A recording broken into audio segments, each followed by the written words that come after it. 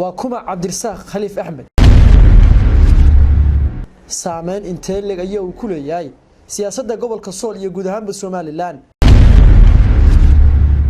muxuu saqabtay intuu xilalka ka hayay xukuumadihii kala duwanaa ee soo maray Soomaaliland su'aalahaas iyo jawaabahooda waxaan ka dheehan doonaa intaan ku guda jirno tabinta barnaamij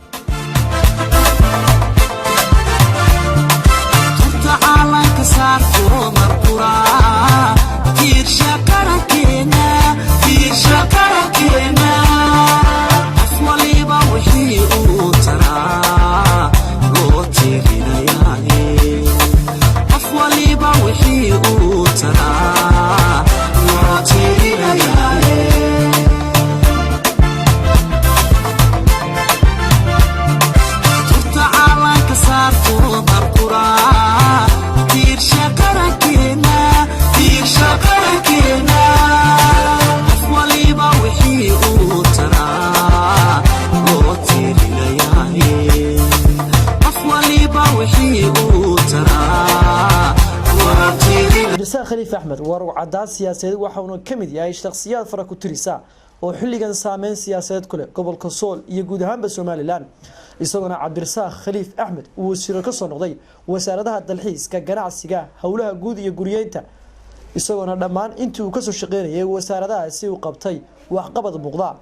عبد الرزاق خليف أحمد أي انتو وسيكا كسوماليلاند وحو قبطي وقبض تراب بدن أو تاريخ الجلي ayna kamidiyeen dhismaha garoonka diyaaraduhu ay ka aadaan magaalada Laascaanood kaasi oo wasiirku uu suura galiyay in uu dib shaqadiisu bilaabo isagoona hadda garoonku kamid ah garoonada caalamiga ah ee ka jira dalka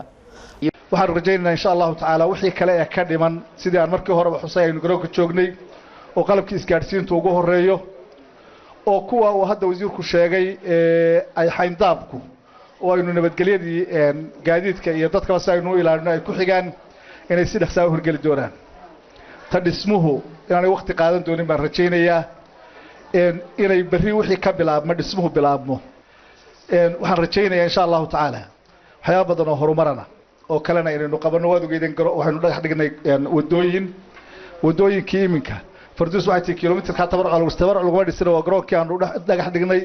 qandaraaskana annaga siinay dhanka waxbarashada wasiirku waxa uu qayb weyn ka qaatay dhisidda dugsi boodhan casri ah oo ay ku baxayso malaayiin dollar kaasoo ay hirgelinayso shirkadda Haas Foundation isagoo wasiirku sheegay inuu noqon doono dugsigani mid waxtar u ah bulshada gayiga Soomaalida ku nool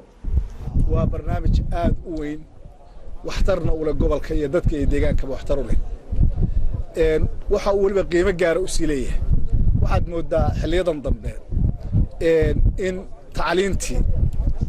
تياديد أي هوس وصعته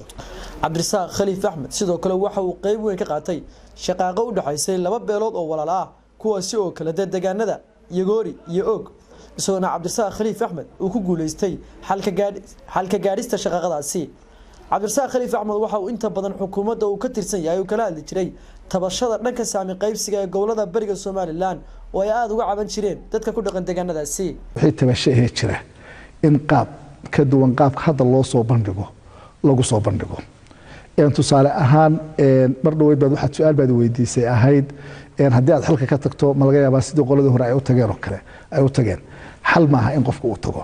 laakiin wuu saloogi karaa siyaasadda xisbiga ama xukuumadda markaa dalka hogaaminaysa ay wax ku hogaaminayso ka saxo iyo platformyo kale loo diyaariyay oo ah axsaabta mucaaradka oo kale qofku inuu meel kale tagi karo oo ku soo bandhigi karo fikirkiisii oo uu ka naqdi karo nidaamkii siyaasiga ahaa ama xisbiga siyaasiga ahaa ama xukuumadda markaa jirtay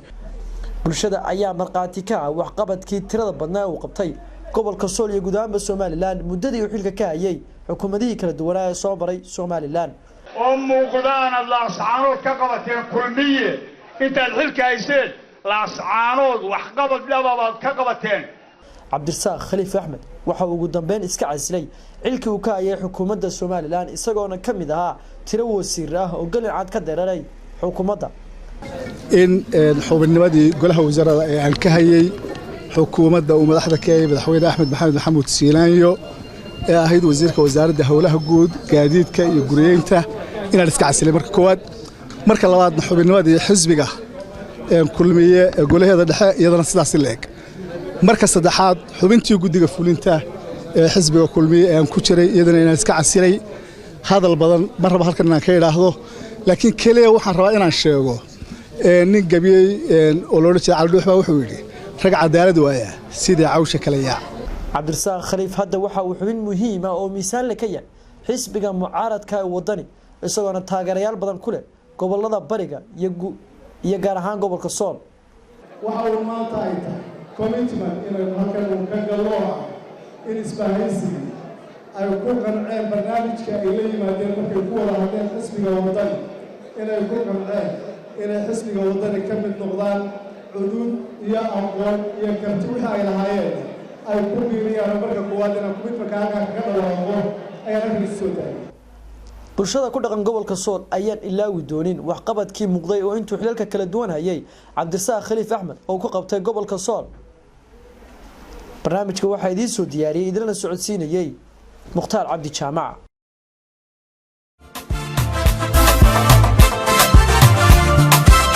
تعالى كسر فوق القرى كير شكرك